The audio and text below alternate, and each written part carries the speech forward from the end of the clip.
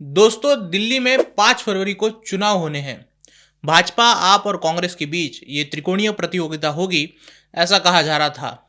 लेकिन फिलहाल तो आप और भाजपा के बीच यही कड़ा मुकाबला नजर आ रहा है।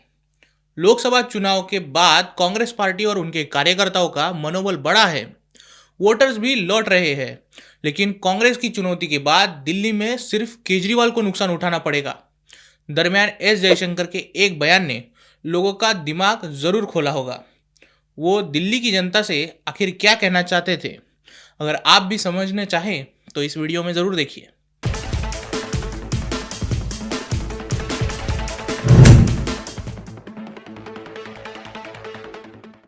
नमस्कार, न्यूज़ डंका के बात पते की में आपका स्वागत है।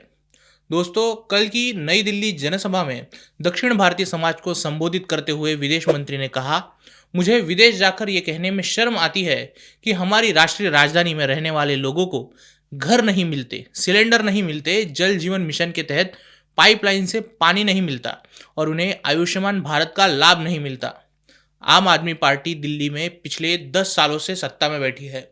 इस पार्टी के मुख्य नेता अरविंद केजरीवाल के इशारों पर ही ये पार्टी चलती है और इसी नेता के अहंकार के चलते राष्ट्रीय राजधानी होकर भी नई दिल्ली दिल्ली के लोगों को घर, सिलेंडर और पाइपलाइन से पानी जैसी बेसिक ज़रूरतें भी नहीं मिलती। लेकिन जयशंकर के बयान के बाद आपके नेतागण शोर मचाने लगे कि दिल्ली में नगर निगम पर केंद्र का नियंत्रण है। ऐसे में उन्हें केंद्र सरकार से इसका जवाब मांगना चाहिए। ऐसे भी आम आदमी पार्टी अपनी हर नाकामी और निष्क्रियता पर केंद्र सरकार को ही दोष देते आए हैं, तो इसमें कोई निष्क्रियता के लिए केजरीवाल और उनके नेता अपने बदन पर लगा हुआ कीचड़ भाजपा पर पोंछने की कोशिश करे तो दुख नहीं होगा। दोस्तों, ओडिशा में बीजू जनता दल की सरकार लंबे समय से थी।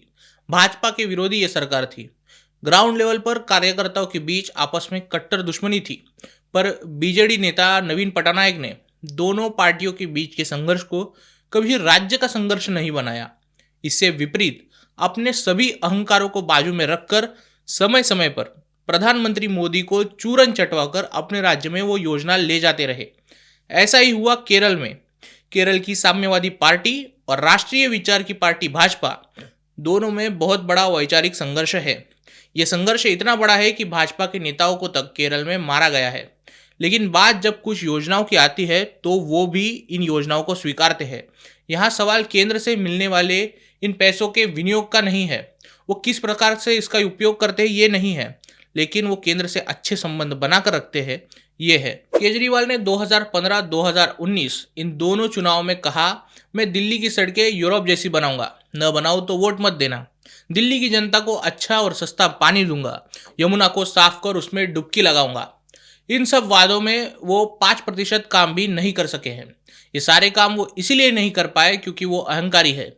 उनका अहंकार उन्हें अपने आप को मोदी, शाह, राजनाथ सिंह, गडकरी जैसे कद्दावर नेताओं से बड़ा बनाता है।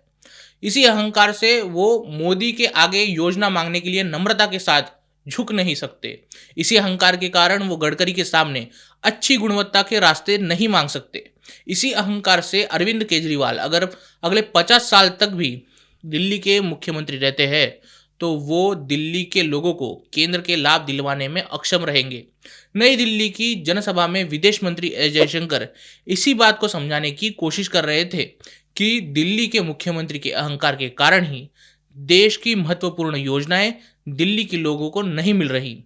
दिल्ली चुनाव में कांग्रेस की वापसी के बाद सबसे अधिक डर तो भाजपा को लगना चाहिए था, लेकिन लग आपको रहा है क्योंकि आपका जो कोर वोटर है वो कांग्रेस के पास जाएगा।